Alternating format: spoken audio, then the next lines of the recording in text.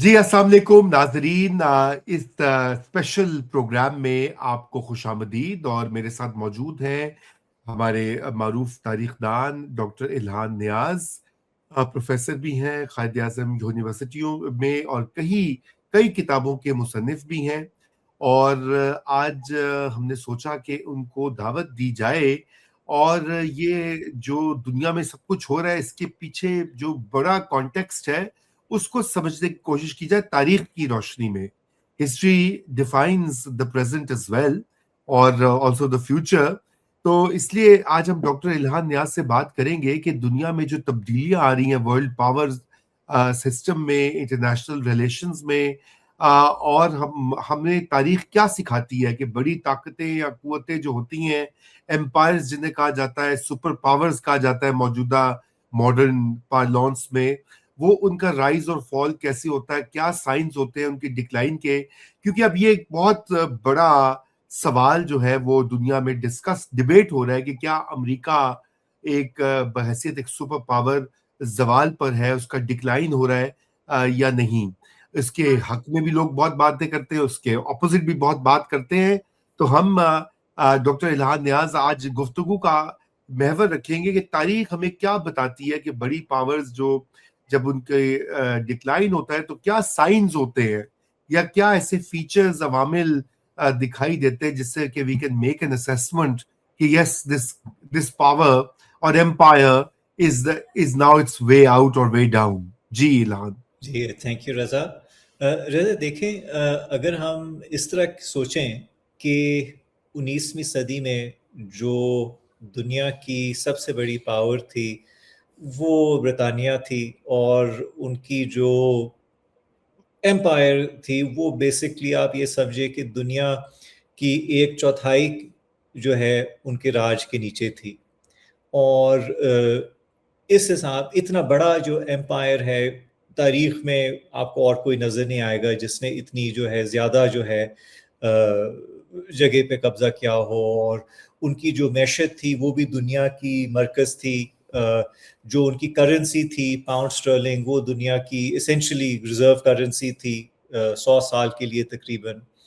और हम ये देखते हैं कि ये जो अंग्रेज़ों का जो सुनहरा दौर है ये तकरीबन 50-60 साल चला, यानी कि 1815 जब नेपोलियनिक वॉर्स यूरोप में ख़त्म हुई, आप इसको अगर ले जाएं तकरीबन 1870 तक, कि जब इटली और जर्मनी जो है दोनों एक यूनाइटेड जो है मुल्कों के तौर पे सामने आए।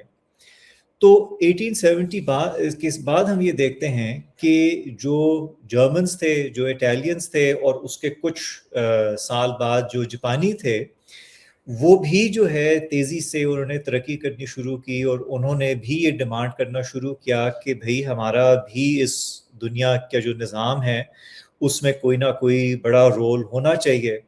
जर्मन्स जो थे वो मिलिटरीली सबसे ताकतवर थे। अमेरिकन जो थे वो इकोनॉमिकली बड़े थे, मगर मिलिटरीली या पॉलिटिकली वो उस टाइम पे आइसोलेशन में ही थे।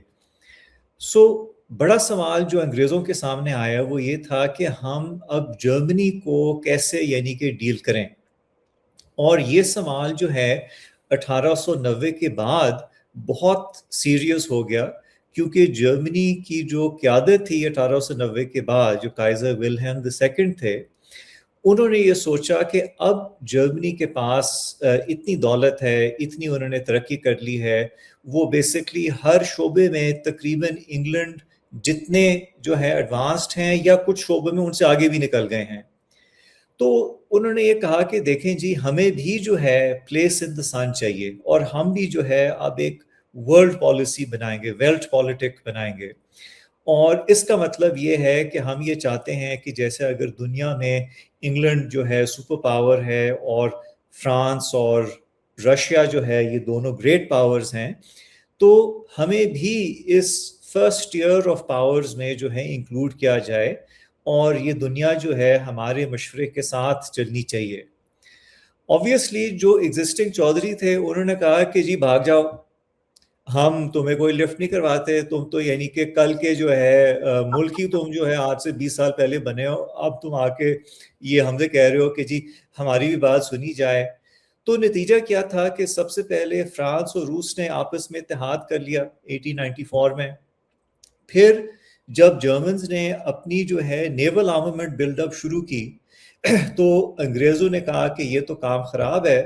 تو انگریزوں نے اپنی جو پالیسی تھی کہ یورپین کانٹیننٹ کے افیئر سے وہ علیحدہ رہتے تھے, تو انہوں نے کہا کہ یار یہ اس پالیسی کو فارغ کرو اور اب ہم جو ہے دوبارہ سے کانٹیننٹل الائنسز جو ہے وہ سیکھ کریں گے, جس کا نتیجہ یہ تھا کہ 1902 میں انگلینڈ اور جاپان کا نیول اکارڈ ہو گیا. 1904 میں جو ہے انگلینڈ اور فرانس کے درمیان انتونت ہو گئی. پھر 1907 میں اس کے 3 سال بعد جو ہے روس بھی اس انتونت کا حصہ بن گیا. تو ہم بیسکلی یہ دیکھتے ہیں اس مثال سے کہ جو جرمنز تھے وہ صنعتی طور پہ تقریباً یورپ کے سب سے بڑے ملک بن چکے تھے لیٹ 19 سینچری تک. ملیٹریلی جو ہے وہ تقریباً باقی سارے یورپ کے ملک کو ملا کے ان سے زیادہ طاقتور ہو گئے تھے. اور اس کا نتیجہ یہ تھا کہ جو ایگزسٹنگ گریٹ پاورز تھے انہوں نے کہا کہ جی اب ہم جرمنی کو کنٹین کرنے کی کوشش کریں گے, ڈٹر کرنے کی کوشش کریں گے. ہم نے جو اپنی سپیس ہے اس دنیا میں وداؤٹ اے فائٹ کسی کو نہیں دینی ہے. سو اس کا نتیجہ کیا تھا؟ اس کا نتیجہ یہ تھا کہ اسینشلی اگر آپ دیکھیں پہلے جنگ عظیم کا دور, دوسرے جنگ عظیم کا دور اور اس کا درمیان والا حصہ جو ہے, this is basically what you might call the crisis of German power. کہ جو ورلڈ سسٹم ہے اس کے اندر ایک نیا پاور, بڑا پاور پیدا ہو گیا ہے, اور وہ جو بڑا پاور ہے وہ کہہ رہا ہے کہ جی ہمارا بھی راج چلنا چاہیے جیسے کہ آپ سب کا چلتا ہے. بٹ جو پرانے پاورز ہیں وہ پھر آبویسلی یہ نہیں چاہتے, اور پہلی جنگ عظیم ہوتی ہے, دوسری جنگ عظیم ہوتی ہے, رائز آف فیشزم ہوتی ہے, رائز آف نازیزم ہوتی ہے, great economic. So you basically enter a period of what we would call total war for 30 years. اس ایک جو ہے گریٹ پاور کے رائز سے اتنا زیادہ ڈس ایکولیبریم پیدا ہوتا ہے. اب اس ڈس ایکولیبریم کے بعد جرمنی جو ہے خود تباہ ہو جاتا ہے دوسری جنگ عظیم سے. سوویٹ سے اور امریکنوں سے دونوں جو ہے مار کھا کھا کے جو ہے فارغ ہو جاتا ہے بائی مئی 1945. اور جرمنی خود جو ہے پارٹیشن ہو جاتا ہے سوویٹ اور امریکن انفلوئنسز میں, اور یہ دو بڑے سپر پاورز بن جاتے ہیں. اب یہ جو دو بڑے سپر پاورز ہیں, کیونکہ ان دونوں کے پاس جوہری ہتھیار ہوتے ہیں, تو یہ آپس میں ڈائریکٹلی نہیں لڑنا چاہتے, because that would be suicidal. Crises ہوتی ہیں, انسٹیبلٹی ہوتی ہے, but basically Soviets and Americans جو ہیں وہ ڈائریکٹلی کلیش نہیں کرتے. مگر وہ یہ سوچتے ہیں کہ ہم بھی یونیپولر ورلڈ چاہتے ہیں, یعنی کہ امریکن یونیپولر ورلڈ چاہتے ہیں, سوویٹس بھی یونیپولر ورلڈ چاہتے ہیں. وہ یہ سمجھتے ہیں کہ بیسکلی ایک جنگل میں دو بادشاہ نہیں ہو سکتے, ایک ہی کو ہونا ہے. رزلٹ از دی کولڈ وار.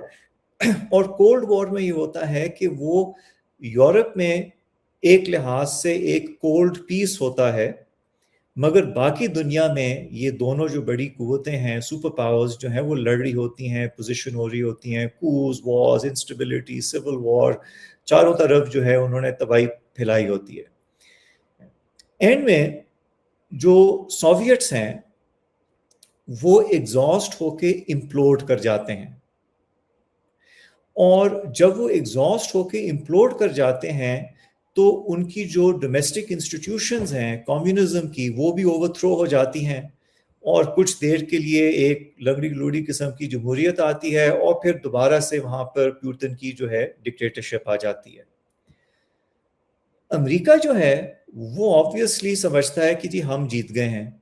جو امریکنوں کے بڑے فلاسفرز ہیں وہ یہ پروکلیم کرتے ہیں کہ ہم جو ہے بیسکلی اینڈ آف ہسٹری تک پہنچ گئے ہیں, کہ اب جو امریکنوں کا جو نظام ہے جس میں ایک قسم کی جمہوریت ہے اور دوسری قسم کا سرمایہ داری نظام ہے, اس کا جو کمبینیشن ہے یہ ایک الٹیمیٹ سسٹم ہے, اور اب باقی بھی پوری دنیا جو ہے آہستہ آہستہ ہماری امیج میں تبدیل ہو جائے گی, یعنی کہ پوری دنیا جو ہے وہ امریکنائز ہو جائے گی with the passage of time. This is also some times called the unipolar moment. اب جو ہے یہ یونیپولر مومنٹ جو ہے وہ ختم ہو رہا ہے. ختم ہو رہا ہے, بالکل بالکل. اور ختم اس لیے ہو رہا ہے کیونکہ سب سے پہلے جو اس یونیپولر مومنٹ کی ایک نظریاتی بنیاد تھی وہ غلط ثابت ہو گئی ہے امریکہ کے اندر. یعنی کہ امریکہ خود جو ہے کانٹرڈکشنز کا شکار ہو گیا ہے, جو وہ یہ سمجھتا تھا کہ اس کا نظریہ نہیں ہو سکتا. دوسری طرف یہ ہے کہ چین کے صورت میں ایک اور بہت بڑا, بہت ترقی یافتہ, بہت قابل جو ہے مخالف ایمرج ہو رہا ہے. اور اس مخالف میں اور سوویت یونین میں اور جرمنی میں اچھے خاصے جو ہے ڈفرینسز ہیں. سب سے پہلا تو بڑا ڈفرینس یہ ہے اسکیل کا کہ جرمنز جو تھے وہ امریکہ سے بہت چھوٹے تھے, جاپانی بھی بہت چھوٹے تھے ایون ملا کر. سوویٹس جو تھے آبادی ان کی امریکہ سے تھوڑی سی زیادہ تھی, مگر ان کی جو معیشت تھی جب کولڈ وار شروع ہوئی وہ امریکہ سے تقریباً صرف کوئی 33% ان کی قومی پیداوار تھی, اور ان کی جو ہائٹ تھی کولڈ وار میں روس کی, سوویت یونین کی, وہ تقریباً امریکہ کے 40% جی این پی تک پہنچے تھے اور اس کے بعد سٹیگنیٹ کر گئے. چین جو ہے اس کا جو جی این پی ہے, اگر آپ اس کو قوت خرید کے طور پہ دیکھیں, پرچیسنگ پاور کے طور پہ دیکھیں, تو وہ امریکہ سے اب کوئی 40% زیادہ ہے. اگر آپ ڈالر ٹو ڈالر کمپیریزن کریں تو امریکہ کا ابھی بھی زیادہ ہے, بٹ پاور میں جو ہے وہ تقریباً امریکہ سے کچھ $14 ٹریلین زیادہ ہے. دوسری چیز یہ ہے کہ چین کے پاس اس طرح سے جیسے کہ روس کے پاس تھے ایکسٹرنل کمٹمنٹس نہیں ہیں جہاں پہ وہ اپنی ملٹری یا پولیٹیکل یا اکانومی کو ایگزاسٹ کرے. سو چین جو ہے ایک بہت ہائیلی کانسنٹریٹڈ پاور ہے, ابھی اس نے پھیلنا اس طرح سے شروع نہیں کیا ہے. تیسری چیز یہ ہے کہ جو چین کی سائنس ہے, جو چین کی ٹیکنیکل بیس ہے, اور جو چین کی صنعتی بیس ہے, یہ تینوں چیزیں پروڈکٹیوٹی کے لحاظ سے امریکہ سے بہتر ہیں. امریکہ کی جو اکانومی ہے وہ انگریز اکانومی کی طرح لیٹ برٹش امپائر پیریڈ میں وہ فائنینشلائزیشن کا شکار ہو گئی, جس کا مطلب یہ ہے کہ ان کے پاس سٹاکس بہت زیادہ ہیں, بینکنگ بہت زیادہ ہے, کرنسی بہت زیادہ ہے, اس طرح کی چیزیں بہت زیادہ ہیں, بٹ ان کا جو actual ability to make stuff ہے وہ نسبتاً کم ہے. جی. سو یونائٹڈ اسٹیٹس کا یہ جو ایمرج کیا ہے رائیول, یہ جرمن سے, جاپانیوں سے, یعنی کہ ایکسس پاور سے بہت بڑا چیلنج ہے. سوویت یونین سے بھی جو ہے یہ بہت بڑا چیلنج ہے. تو کوئی 2000 آپ سمجھیں 15-16 سے جو امریکن حکمران ہیں وہ سوچ رہے ہیں کہ اب ہم اس پاور کا کس طرح سے جو ہے کنٹین کریں, کس طرح ڈیل کریں. اور جو امریکن پالیسی میکرز ہیں انہوں نے کچھ حد تک پریمپٹیو کنٹینمنٹ کرنے کی کوشش کی ہے, یعنی کہ وہ ملک جس کے ساتھ چینیوں کے اچھے تعلقات تھے ان کے اوپر زیادہ دباؤ ڈالا ہے, کچھ کو تو ٹاپل کر کے, جیسے کہ وینیزویلا ہے جو ہے انہوں نے ایک لحاظ سے نکال لیا ہے ایکویشن سے. پھر انہوں نے چین کی جو ٹریڈ ہے اور انویسٹمنٹ ہے اس کو جو ہے کم کرنے کی کوشش کی ہے, اپنی ڈپینڈنس کم کرنے کی کوشش کی ہے. بٹ فنڈامنٹلی انہوں نے ابھی تک کوئی پراپر جو ہے پالیسی میجرز چین کے خلاف نہیں لیے. اس طرح سے.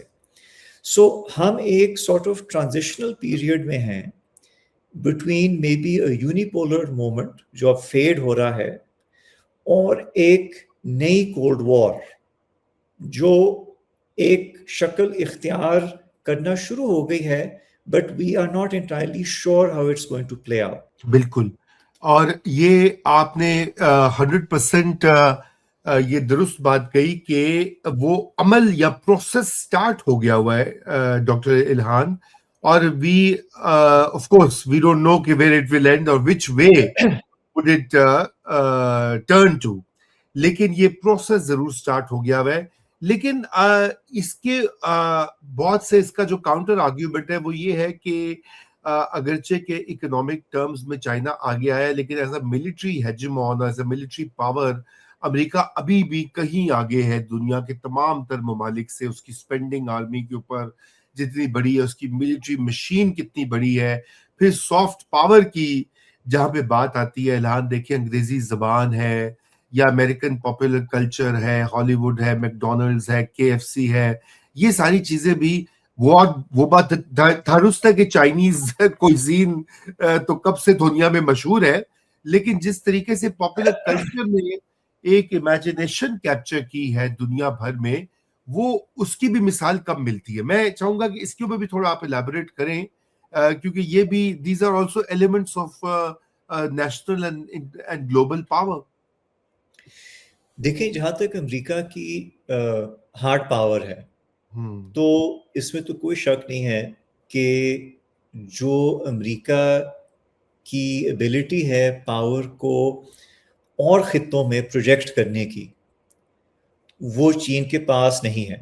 یعنی کہ امریکہ کے پاس تقریباً 11 جو ہے ایئر کرافٹ کیریئر گروپس ہیں, چین کے پاس صرف 3 ہیں. سو دیر از نو ڈاؤٹ کہ بلو واٹر کیپیبلٹی میں جو امریکن ہیں وہ بہت آگے ہیں. دوسری طرف ہم یہ دیکھتے ہیں کہ یس, امریکہ کی جو ملٹری سپینڈنگ ہے وہ چین سے ابھی بھی زیادہ ہے. پچھلے سال کا فگر آپ دیکھیں تو امریکہ نے تقریباً $980 ارب اپنے جو ہے دفاع پہ خرچ کیے تھے. ابھی جو ہے آئی تھنک ٹرمپ ایڈمنسٹریشن نے ریکویسٹ کی ہے کہ اگلے سال میں اس کو وہ تقریباً $1.5 ٹریلین پہ لے کے جانا چاہ رہے ہیں. سو نو ڈاؤٹ کہ اگر آپ چین کی بجٹ دیکھیں, وہ I think existing U S military budget کی تقریباً 30% ہے, اور جو projected U S military budget ہے وہ اس کی شاید لیس دین 15%, 20% پہ چلی جائے گی. But the question which people are asking, especially after the Iran war, is that اتنے پیسے خرچنے کے بعد اگر امریکہ جو ہے وہ ایک ایسے ملک کو, یعنی کہ ایران کو, جس کی پوری قومی پیداوار جو ہے وہ امریکہ کی ڈیفینس بجٹ سے آدھا ہے, ٹھیک, اس کو وہ شکست نہیں دے سکتا ایک کنونشنل کانفلکٹ میں, تو امریکن جو ہے وہ ایسٹ ایشیا میں if push comes to shove چین کا کیسے مقابلہ کریں گے؟ بیکاز یہ بات تو درست ہے کہ چین جو ہے وہ ایران سے آرڈرز آف میگنیٹیوڈ زیادہ طاقتور ملک ہے, اور اگر امریکہ جو ہے ایک so called third world country کو نہیں ڈیفیٹ کر سکتا in a hard power contest, what does this imply? I think اس کی implication یہ ہوتی ہے, وہ یہ ہے کہ آپ جو پیسے خرچ رہے ہیں تو آپ کس چیز پہ خرچ رہے ہیں ایگزیکٹلی. اگر آپ کا لیگسی ایکسپینڈیچر بہت زیادہ ہے, اگر آپ کا کیپٹل ایکسپینڈیچر بہت زیادہ ہے, اگر آپ کا پرسنل ایکسپینڈیچر بہت زیادہ ہے, مگر آپ کے پاس وہ میونیشنز کے اسٹاک پائلز نہیں ہیں ایک لانگ وار لڑنے کے لیے, اگر آپ کے پاس وہ صنعتی جو ہے بیس نہیں ہے ان کو خود ریپلیس کرنے کے لیے, آپ اور لوگوں کی چیزوں پہ ڈپینڈنٹ ہیں کہ چپس کہیں سے آنی ہے, ریئر دوسری جگہ سے آنی ہے, جو مائکرو پروسیسر وہ چوتھی جگہ سے آنا ہے. سو اس کا مطلب یہ ہے کہ ٹھیک ہے, کوالٹیٹیولی آپ کے آرمامنٹس باقی دنیا سے بہت بہتر ہوں گے, اور مہنگے بھی ہیں, but at the end of the day جو آپ کی ایکچوئل فیلڈ میں ایبلٹی ہے, میدان جنگ میں جب آپ اترتے ہیں تو پھر پتہ لگتا ہے کہ جی آپ کے بیسز بھی ایرانیوں نے اڑا دی, آپ کی نیوی جو ہے وہ بیسکلی دور سمندر جا کے بھاگ کے آرام سے بیٹھ گئی, پھر جو آپ کا F-35 تھا دا گوسٹ جو ہے اس کو بھی ایرانیوں نے ڈیمیج کر لیا, ان کی جو ایئر ڈیفنسز ہیں جو اوبلیٹریٹ ہو گئی تھیں جنگ کے 3 دنوں کے اندر وہ ابھی بھی کام کر رہی ہیں. So I think this is a basic issue کہ جو جی ڈی پی ہے اور جو اوور آل آپ کی ملٹری اسپینڈنگ ہے وہ شاید اب ایک reliable indicator of national strength نہیں رہی. اور یہ ہم نے پچھلے سال مئی میں بھی دیکھا کہ جب پاکستان اور انڈیا کی جنگ ہوئی تھی کہ اگر آپ اسپریڈ شیٹ نکال کے دیکھیں تو انڈیا کی تو ملٹری اسپینڈنگ پاکستان سے کیا 7 یا 8 گنا زیادہ ہے. ان کے پاس جو ہے سینٹ پیٹرزبرگ اور پیرس کے ماشاءاللہ جمپل جو ہے فائٹر جیٹس ہیں, ہمارے بیچارے چینگڈو اور کامڑا کے بنے ہوئے ہیں, ٹھیک, but what was the battlefield outcome. So I think it's very important to understand that there is a difference between a state that look strong and a state that is strong. And میرا خیال ہے کہ پچھلے 30-35 سالوں میں جو ایک American defence sector میں جو ایک لحاظ سے ایک ڈیکیڈنس آ گئی تھی کیونکہ ان کا کوئی ایسا جو ہے ایکول رائیول نہیں تھا, کوئی ایکول رائیول نہیں تھا, وہ اب ہمارے سامنے آ رہی ہے کہ جو امریکن جو ہیں یہ شاید پہلی دفعہ ہے ان کی ماڈرن ہسٹری میں کہ امریکہ جو ہے ایک ہائی ٹیمپو کنونشنل وار جو ہے ہار گیا ہے اور اب آگے پیچھے دیکھ رہا ہے کہ کوئی مجھے فیس سیونگ مل جائے تاکہ میری جو عزت جو ہے ایز اے گلوبل چودھری وہ کوئی میری بچا لے, ٹھیک. بالکل. سو this is something which should leave us with a sort of question mark on the American hard power capability. Then we should also recall کہ چینیوں نے ایک بہت significant nuclear arms build up بھی شروع کیا ہوا ہے. Historically جو چین کا جو نیوکلیئر آرسنل تھا وہ بہت چھوٹا تھا compare to Russia and United States. صرف کو ان کے پاس 200-300 جو ہے نیوکلیئر وار ہیڈز تھے. اب جو ہے چین ٹارگٹ کر رہا ہے کہ 2035 تک ان کے شاید 1500 جو ہے وار ہیڈز بن جائیں گے, جس کا مطلب یہ ہے کہ چین کا جو نیوکلیئر آرسنل ہے وہ روس اور امریکہ کا ایکول تو نہیں بٹ اس رینج میں جو ہے آ جائے گا as a major nuclear power. So یہ جو ایک ہارڈ پاور چیلنج ہے وہ بھی آہستہ آہستہ چین جو ہے وہ اس کیپیبلٹی کو ڈیولپ کر رہے ہیں. اب جو سافٹ پاور کی بات ہے تو یہ آپ کی بات بالکل صحیح ہے کہ جیسے کہ آپ اور میں اور اسپیشلی دنیا میں اکثر جو ایجوکیٹڈ مڈل کلاس ہے وہ انگلش اسپیکنگ یا ایٹ لیسٹ انگلش میں کمپیٹنس رکھنا پسند کرتا ہے. جی نالج کا بھی تو ہے نا الہان, نالج پروڈکشن بھی تو. یہ جو لیگیسی ہے یہ بیسکلی امریکنوں کی لیگیسی نہیں ہے, یہ برٹش ایمپائر کی لیگیسی ہے.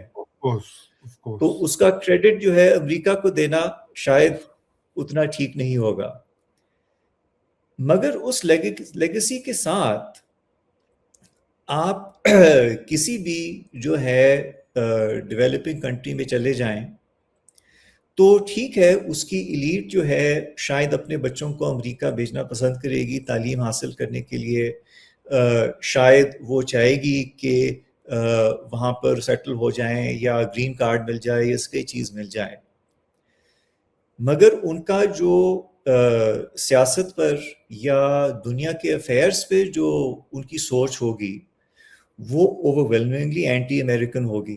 سو یہ جو امریکن سافٹ پاور ہے کہ جی ٹھیک ہے کہ جی کہ آپ اور میں نیٹ فلکس دیکھ رہے ہیں یا کوارٹر پاؤنڈر وتھ چیز کھا رہے ہیں یا جینس پہن کے بیٹھے ہوئے ہیں. So yes we are consumers of American products and American services. But that does not make us any less critical of the American empire and the way the Americans conduct themselves.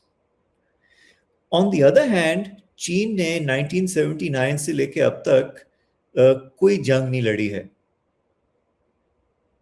بالکل بالکل. سو اگر کوئی دنیا میں peaceful big power ہے تو وہ Chinese ہیں. So in that sense, I think it is important to see this thing in terms of the reality کہ جو امریکنوں کا so called soft power ہے, ان کی جو امیج ہے وہ پوری دنیا میں that is to say global south میں خراب ہی رہتی ہے. آج کل تو ایون یورپ میں اور کینیڈا میں خراب ہو گئی ہے because of the way Trump has behaved. تو ان کی ایون جو ٹریڈیشنل جو ان کے فلنکیز تھے وہ بھی جو ہے ان سے ناراض ہو کے بیٹھ گئے ہیں کہ یار یہ تو ہمارے ساتھ ہماری بہت زیادہ بےزتی کرنی شروع انہوں نے کر دی ہے. بٹ باقی دنیا میں تو ایوری بڈی نیو دیٹ جو امریکن جو ہیں وہ بالکل یعنی کہ کہتے کچھ ہیں اور کرتے کچھ اور ہیں. کرتے کچھ ہیں جی. تو ابھی ایران جو آپ پہلے بات کر رہے تھے, so can one conclude for the lack of a better word کہ یہ ایران کی جو وار ہے یہ ایک ٹرننگ پوائنٹ ہے امریکن پاور اور امریکن گلوبل رول یا ہیجمونک جو اس کی اسٹیٹس ہے اس کو ایکسپوز بھی کیا, اس کے لمٹس کو, اس کے آرسنل کو. ابھی جو آپ پہلے بات کرے تھے ڈیفنس پروڈکشن کی وغیرہ وغیرہ کہ از دس دا ٹرننگ پوائنٹ یا یہ پہلے ہی ٹرننگ پوائنٹ ہم دیکھ چکے تھے؟ میرا خیال ہے کہ لیٹر سے اگر امریکہ ایران پہ حملہ نہیں کرتا اور پچھلے جتنے بھی امریکن پریزیڈنٹس رہے ہیں جب سے ایران میں انقلاب آیا ہے شاہ کے خلاف, تو ان کے اوپر ہمیشہ ایک لابی کا پریشر رہا ہے, اسرائیل کا بھی پریشر رہا ہے کہ آپ ایران پہ جو ہے اٹیک کریں اور کوشش کریں کہ ان کی رژیم کو ہم یا ٹاپل کر دیں یا بیسکلی عراق کو سیریا یا لیبیا جیسی حالت میں چھوڑ دیں. اور امریکن پریزیڈنٹس نے ہسٹوریکلی اس چیز کو ریزسٹ کیا ہے. اس کی وجہ شاید یہی تھی کہ ان کو اس بات کا احساس تھا کہ اگر ہم ایران کے ساتھ جنگ اس طرح کی چھوڑ دیتے ہیں تو ایران کے اوپر اس کی جغرافی کی وجہ سے حملہ کرنا, انویڈ کرنا, رژیم کو ٹاپل کرنا وہ بہت مشکل کام ہے. ہو تو سکتا ہے مگر اس کے لیے آپ کو لاکھوں ٹروپس کی موبلائزیشن کرنی ہوگی اور پھر سالوں تک جنگ لڑنی ہوگی. تو اگر آپ وہ کاسٹ دینے کے لیے تیار ہیں تو یہ کام ٹیکنیکلی فیزیبل ہے, but no American president has thought کہ یہ پرائس جو ہے ہم پے کر سکتے ہیں یا کرنی چاہیے.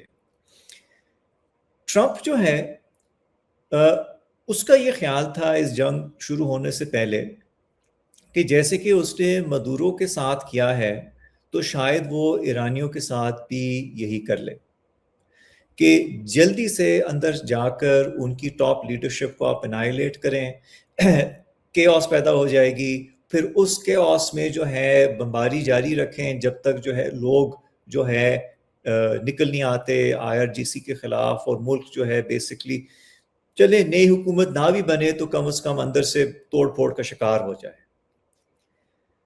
سو انہوں نے بیسکلی مس کیلکولیٹ کیا ان کی ایڈورسری کی جو پولیٹیکل ریزیلینس تھی.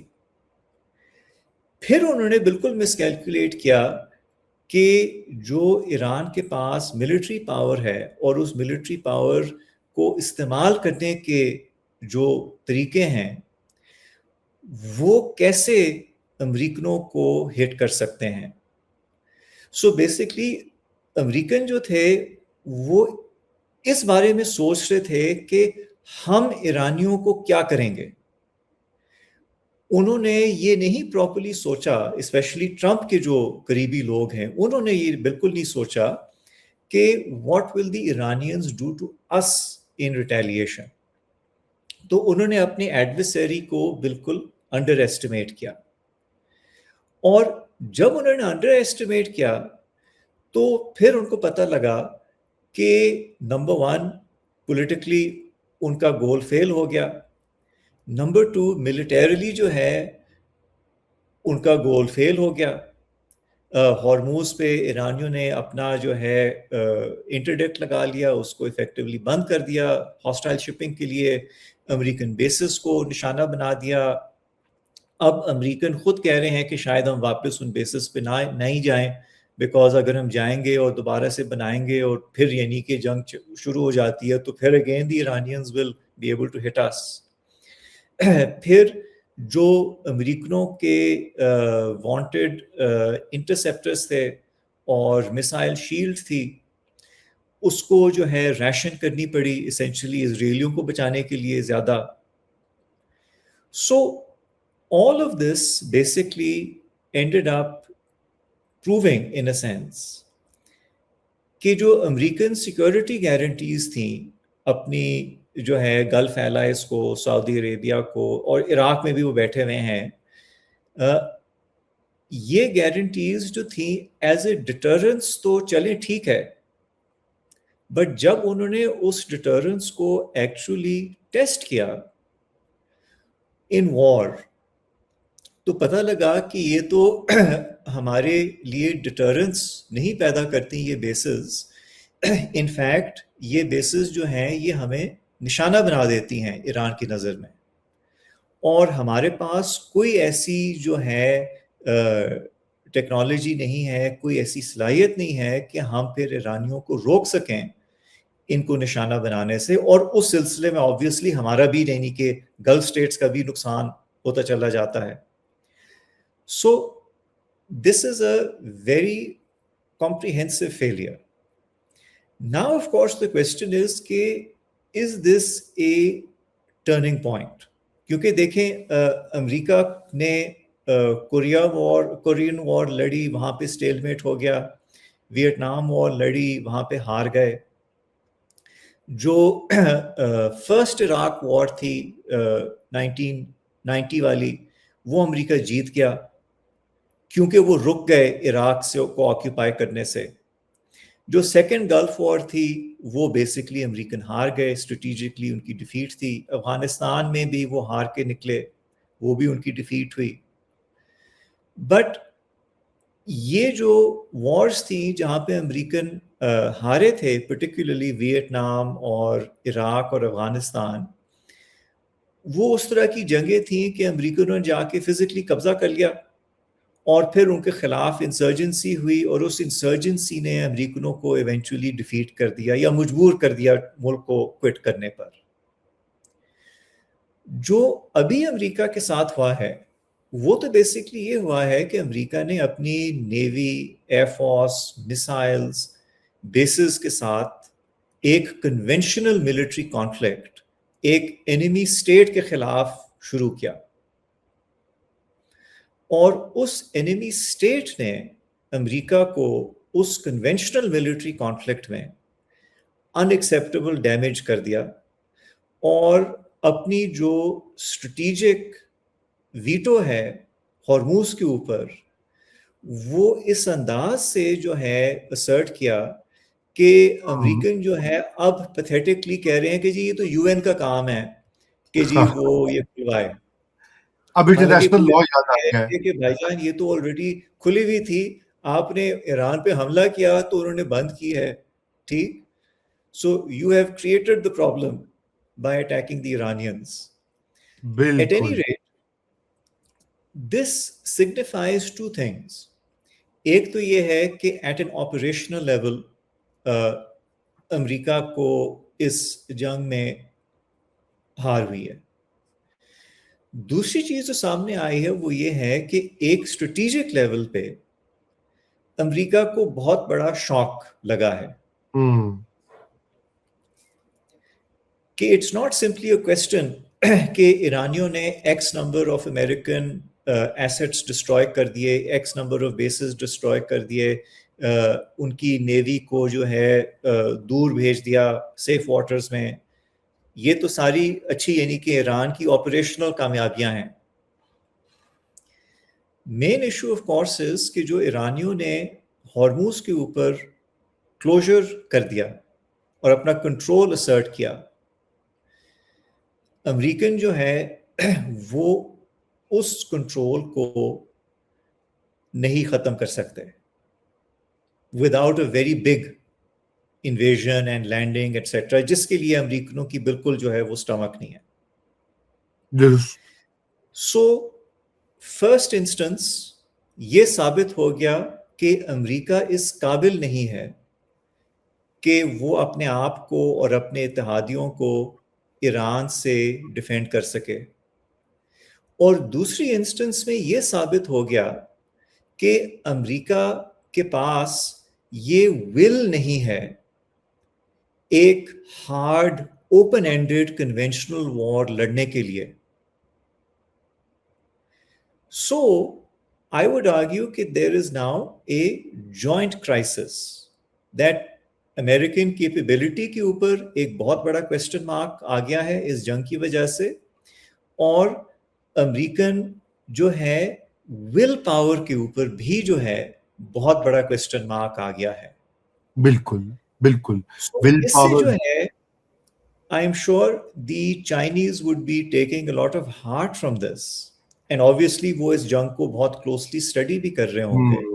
اینڈ آئی ایم شیور کہ جو ایسٹ ایشیا میں امریکہ کے اتحادی ہیں وہ بھی یہ سوچ رہے ہوں گے کہ اگر امریکہ گلف ریاستوں کو اور اسرائیل کو ایرانیوں سے نہیں بچا سکتا تو امریکہ ہمیں جو ہے چین سے کیسے بچائے گا اگر جنگ شروع ہو جاتی ہے. چین جو ہے وہ تو ایران سے کوئی 40 گنا طاقتور ہے. بالکل ایسی بات ہے, بالکل ایسی بات ہے. So that is essentially the thing, and یہ ایک کلاسیکل آپ سمجھیں اوور اسٹریچ کا مسئلہ ہو گیا ہے امریکنوں کا کہ اس جنگ کو شروع کرنے کی وجہ سے جو ایک آپ سمجھیں سارٹ آف چھپا ہوا امریکن اوور اسٹریچ تھا وہ پوری دنیا کو اب نظر آ رہا ہے. بالکل. اس کا مطلب یہ ہے کہ اگر چین جو ہے اگلے 3-4 سالوں میں سیریسلی چیلنج کرتا ہے امریکہ کو ایسٹ ایشیا میں, تو امریکن جو ہیں وہ شاید چین کا مقابلہ نہیں کر پائیں گے because of these two big question marks. اور جو باقی جو ایسٹ ایشین ان کے ایلائز ہیں اب ان کو یہ سوچنا یہ پڑے گا کہ ہم اب اپنی سیکیورٹی جو ہے اپنے وسائل کے ذریعے کیسے ہم انشور کر سکتے ہیں, کیونکہ جو امریکن کور تھا وہ تو اب ایکسپوز ہو گیا ہے. امریکن جو پاور کی لمٹس ہیں وہ واضح ہو گئی ہیں. تو اب جو نیا آرڈر ایمرج کر رہا ہے اس کو بعض لوگ ملٹی پولر دنیا بھی کہتے ہیں, ملٹی پولارٹی کی بات بھی ہو رہی ہے. آپ کیا سمجھتے ہیں کہ کیا نقشہ ہوگا اور اس میں پاکستان کیسے نیویگیٹ کرے گا in the years to come? جی تھینک یو رضا. رضا دیکھیں جو آنے والے دور میں جو بھی نظام بنے گا, ایک چیز جو میں سمجھتا ہوں بہت کلیئر ہے وہ یہ ہے کہ جو پاکستان جیسے ملک ہیں, ترکی جیسے ملک ہیں, ایران جیسے ملک ہیں, جن کے پاس ایک جو ہے قابل جو ہے ملٹری ہے, ان کو ایک بڑا رول پلے کرنا ہوگا in terms of providing regional security. So میرا یہ خیال ہے کہ اسینشلی جیسے اگر آپ یہ سمجھیں کہ جیسے اگر امریکہ کا جو کور جو ہے وہ ریسیڈ کرتا ہے یا کمزور ہوتا ہے تو اس ویکیوم میں یا اس ریسیشن آف امریکن پاور میں جو ریجنل کنٹریز ہیں ان کو آپس میں بیٹھ کر مذاکرات کے ذریعے کوئی نہ کوئی اپنے لیے حل نکالنا ہوگا کہ اب ہم جو ہے اس خطے میں کیسے جو ہے ایک امن کے ساتھ ایک جو ہے سیکورٹی کے ساتھ جو ہے زندگی گزار پائیں. So I think this is very important کہ جو پاکستان جیسے ملک ہیں ان کی اہمیت جو ہے اس سارٹ آف سسٹم میں بڑھے گی، کیونکہ آپ کو ان اے سینس لوکل انفورسرز کے لیے لوکل جو ہے ایکٹرز جو ول رکھتے ہیں اور جن کے پاس کیپیبلٹی بھی ہے تھوڑی بہت جو ہے سیکورٹی پرووائڈ کرنے کے لیے، ایشوز کو ٹیکل کرنے کے لیے، تو ان کا رول جو ہے وہ بڑھے گا. آف کورس اس میں ایک اور پرابلم کریٹ ہو جاتی ہے، اور وہ پرابلم یہ ہے کہ جیسے کہ امریکن پاور جو ہے ریسیڈ کرتا ہے تو کچھ ایسے ملک ہیں جو نہیں چاہتے کہ امریکن پاور ریسیڈ کرے، بالکل، اور وہ یہ سمجھتے ہیں کہ پوسٹ امریکن سیکورٹی آرکیٹیکچر جو ہے جس میں چین کی بڑی رول ہوگی، روس کا بڑا رول ہوگا، پاکستان، ایران، سعودی عرب، ترکی، مصر اور اس طرح کے ممالک کا، ملیشیا، ان کا زیادہ بڑا رول ہوگا. تو یہ ایسے ملک ہیں جو اسینشلی یہ سمجھیں گے کہ ہم نے اس ارینجمنٹ کو کسی نہ کسی طریقے سے روکنا ہے. اور یہ ملک جو ہیں کون ہیں؟ بیسکلی تین بڑے ہیں اس ایکویژن میں. One is Israel, one is India and the third is the UAE. Basically آپ یہ سمجھیں ایک ایکسس آف اسپوائلرز کے طور پہ آپ ان کو سمجھ سکتے ہیں، کیونکہ یہ تین ملک ہیں جو اسینشلی نہیں چاہتے کہ امریکن ایمپائر جو ہے، امریکن ہیجمنی جو ہے وہ ریسیڈ کرے، کیونکہ وہ یہ سمجھتے ہیں کہ جب وہ ریسیڈ کرے گی امریکن ہیجمنی تو اس کی جگہ پہ ہماری ہیجمنی نہیں آئے گی، اس کی جگہ پہ یہ جو ملک ہیں جیسے کہ پاکستان ہے یا ایران ہے یا ترکی ہے یا چین ہے، جن سے ان کی آپس میں بیسکلی ان سے نہیں بنتی فار ڈفرینٹ ریزنز، یہ بہت زیادہ جو ہے new chaudhrys in a sense بن جائیں گے. سو they are afraid of this as a result. So what is likely then to be the result? وہ یہ ہوگا کہ جیسے کہ امریکن پاور ریسیڈ کرتا ہے تو جو اسپائلرز ہیں وہ زیادہ کوشش کریں گے کہ ٹھیک ہے even if the Americans recede تو امریکنوں کی جگہ پہ کوئی سٹیبل آرکیٹیکچر نہیں آنا چاہیے، کیونکہ وہ سٹیبل آرکیٹیکچر جو ہے وہ ہمارے کنٹرول میں تو نہیں ہوگا. صحیح. So I think what you are going to see then as the American power recedes is a kind of crisis between وہ regional powers, those middle powers جو basically cooperate کر کے اور چین اور روس کے ساتھ اچھے تعلقات رکھ کے ایک نیا نظام قائم کرنا چاہتے ہیں، اور وہ قوتیں جو بیسکلی آپ یہ سمجھیں کہ ایک ڈوبتے ہوئے سورج کے ساتھ جو ہے وہ سمجھتی ہیں کہ ہمارا انٹرسٹ جو ہے وہ ٹائیڈ اپ ہے، اور وہ یہ کوشش کریں گی کہ ٹھیک ہے بھائی اگر ہمارا جو ہے راج نہیں ہوگا تو پھر بہتر یہی ہے کہ پورے خطے میں آگ لگ جائے، کہ تباہی ہو جائے. بالکل. And it is very unfortunate especially کیونکہ آبویسلی سائنو انڈین رائیولری ہے، انڈو پاک رائیولری ہے، یہ دونوں رائیولریز جو ہیں نیو دلی کے لیے ایگزسٹینشیل رائیولریز ہیں. سو انڈیا نہیں چاہے گا کہ کوئی اس طرح کے جو ہے نئے انسٹیٹیوشنز بنے، نیا آرکیٹیکچر بنے جس میں جو ہے اسینشلی چین جو ہے اس کو گارنٹی دے رہا ہے بیک لیول پہ، اور جو پاکستان جیسے ملک ہیں وہ آگے بڑھ کے جو ہے اس نظام کی جو ہے ڈے ٹو ڈے مینجمنٹ اور ڈے ٹو ڈے پولیسنگ میں بڑا رول پلے کر رہے ہیں. سو بالکل آئی think this is the crisis. And again یعنی کہ آپ سمجھیں کہ اگر امریکنوں کو واقعی اس طرح لگنا شروع ہو جائے کہ ہمارا گرپ جو ہے اب دوبارہ نہیں آ رہا اس خطے پر, تو امریکن شاید خود ہی بھی پسند کریں کہ ہم اپنا جو ریزیجول ویٹ ہے اسپوائلرز کے ساتھ لگا دیں, اور جاتے جاتے let's say we adopt scorched earth policy from the Americans perspective کہ جی ٹھیک ہے جی, اگر پیکس امریکانہ نہیں ہوگا ٹھیک, تو پھر اس کی جگہ جو ہے صرف اور صرف جو ہے تباہی ہوگی سب کی. تو So I think we are actually in a very, very dangerous time for all of these countries. For very Iran, danger is visible because they are openly fighting against the USA and UAE and the Israelis.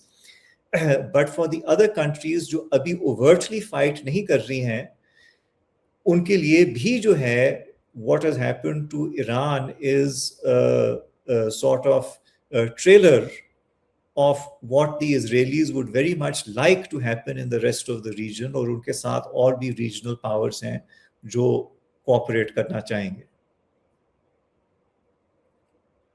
بالکل بالکل الہان, اور میرے خیال سے یہ اس میں بہت سارے جہاں پہ خطرات بھی ہیں, اپرچونٹیز بھی ہیں. مثلا ایک ہم نے دیکھا کہ پاکستان کا جو بھی رول رہا ہے, جسے ہم پاکستان کا گلوبل مومنٹ بھی کہتے ہیں, مومنٹ ان دا سن, اور وہ یہ ہے کہ ڈپلومسی کے حوالے سے اپنے اچھے تعلقات کو لیوریج کرتے ہوئے پاکستان نے یقیناً ایک پیس کا ایک وہ بنا ہے پروپوننٹ, علم بردار بنا ہے دنیا میں بھی, ریجن میں بھی. اور اس لحاظ سے تو پاکستان کی ڈپلومیٹک ایفرٹ تو واقعی ہی I mean everybody surprised. آپ کیا سمجھتے ہیں کہ کیا یہ پاکستان کا رول کنٹینیو ہو سکتا ہے, اور اگر ہو سکتا ہے تو اس کے لیے کیا چاہیے ہوں گے یو نو ایلیمنٹس یا ریکوائرمنٹس جو پاکستان کو اس طرح کا رول ادا کرنے کی جگہ دیں گے آنے والے دنوں میں؟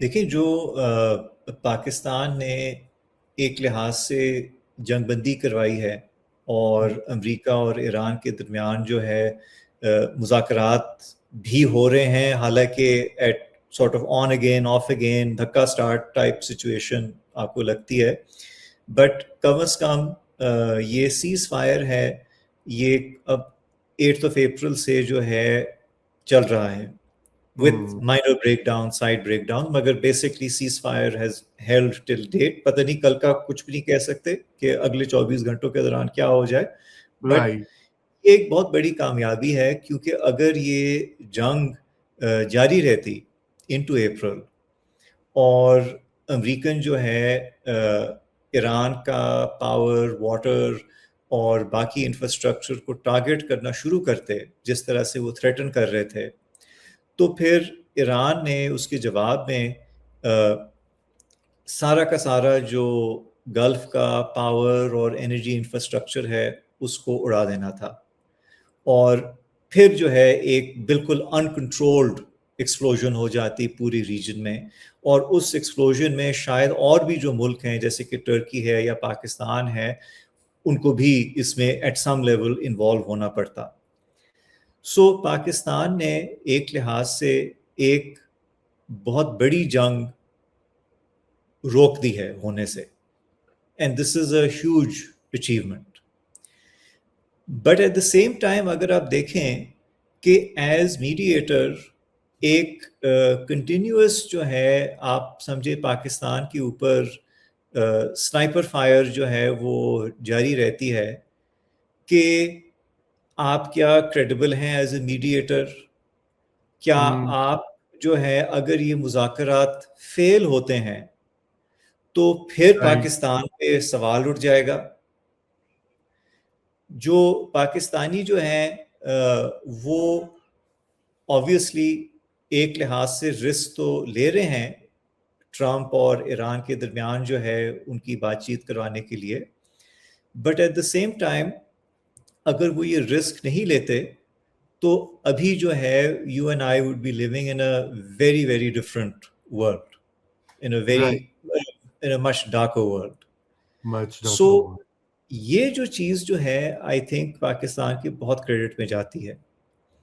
آئی ایم شیور کہ پاکستانیوں نے امریکنوں کو بھی اور ایرانیوں کو بھی جو ہے بہت سمجھانے کی کوشش کی ہوگی کہ دیکھیں ایک لحاظ سے جو اس جنگ کا جو ایک اسٹریٹجک آؤٹ کم ہے وہ اب مزید لڑنے سے چینج نہیں ہوگا.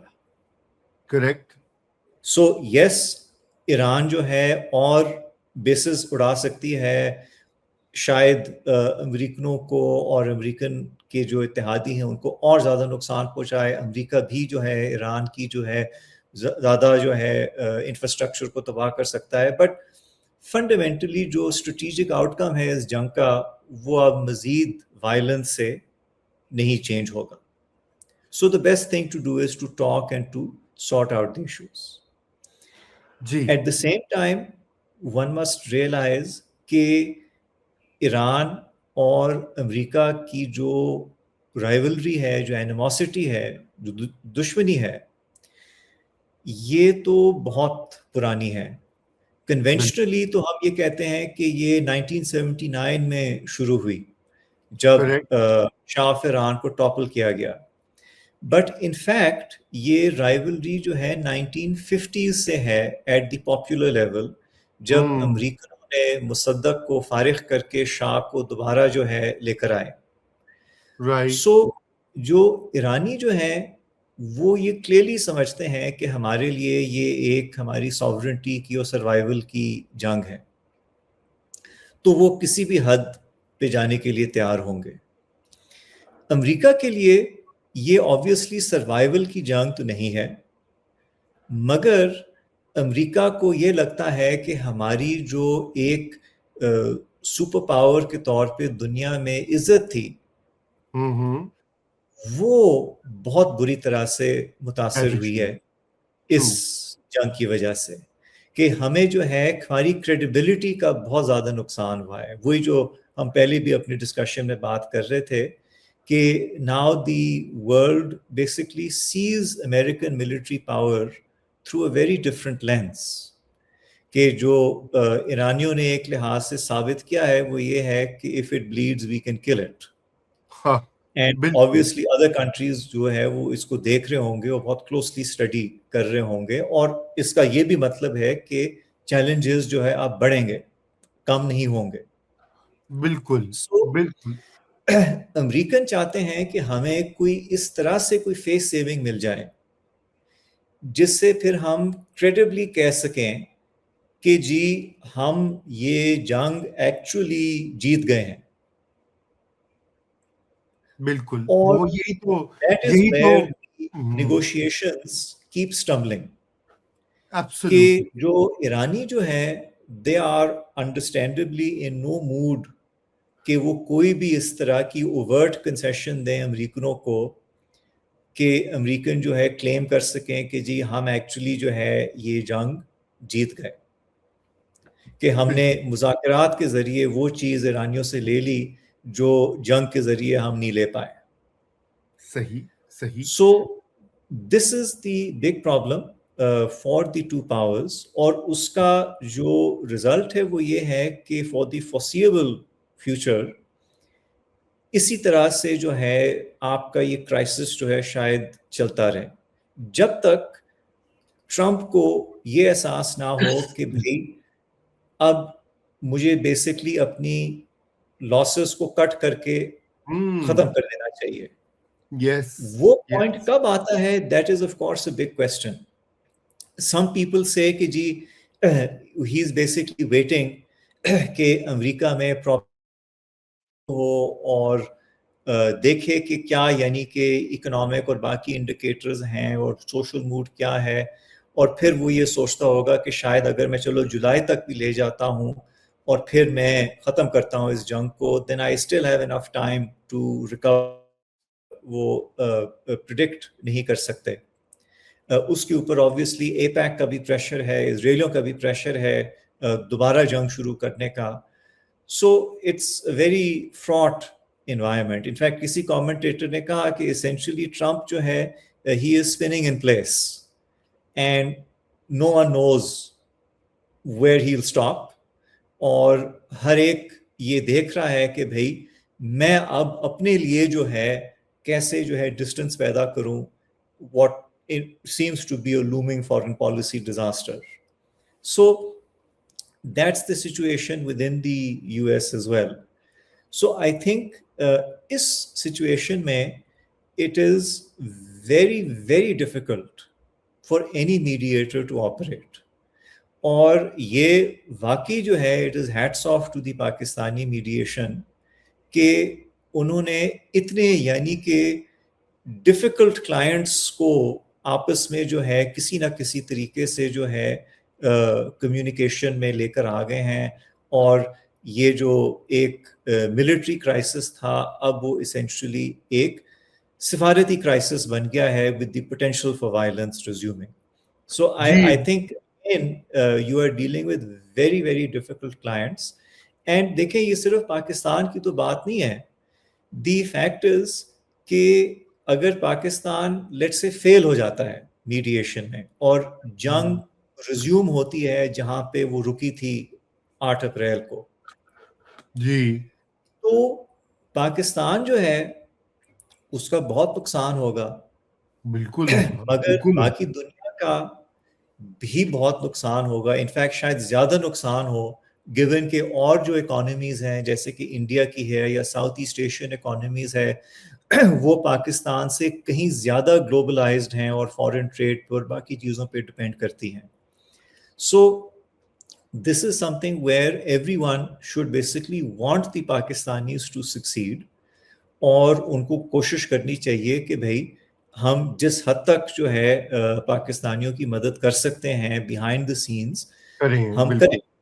بالکل بالکل ایبسولوٹلی. جی میں تو یہ سمجھتا ہوں کہ آپ نے بالکل صحیح کہا کہ جن حالات میں اب یہ نیگوسیشنز ہو رہی ہیں یہ تو بہت ہی جسے کہنا چاہیے ڈیفیکلٹ کنڈیشنز ہیں. اور خیر دنیا اس کی ایکنالج کریے خود. انفارچونیٹلی پاکستان کے اندر بہت سے لوگ نہیں ابھی تک اس کو ایکنالج کرتے وہ, بلکہ ابھی بھی ایک اسکیپٹیسزم کا جو کلچر ہے وہ اتنا بھاری ہے Ilhan on the public discourse on how people view the state and its various actions. وہ ایک پرانا مسئلہ بھی ہے شہریوں اور ریاست کے درمیان کا. تو بہرحال یہ آپ نے بڑی اہم نقطے پہ بات ختم کی, اور امید کرتے ہیں کہ اب پاکستان بھی آنے والے سالوں میں ڈپلومیٹک انگیجمنٹ جو ہے اسی کو رستہ بنائے اور اپنے مسائل ٹھیک کرے خطے میں بھی اور with the world at large. تو اس پروگرام کا اختتام کرتے ہیں, اور ناظرین ہم ایک اور ٹاپک کے ساتھ جلدی آپ کی خدمت میں حاضر ہوں گے. خدا حافظ.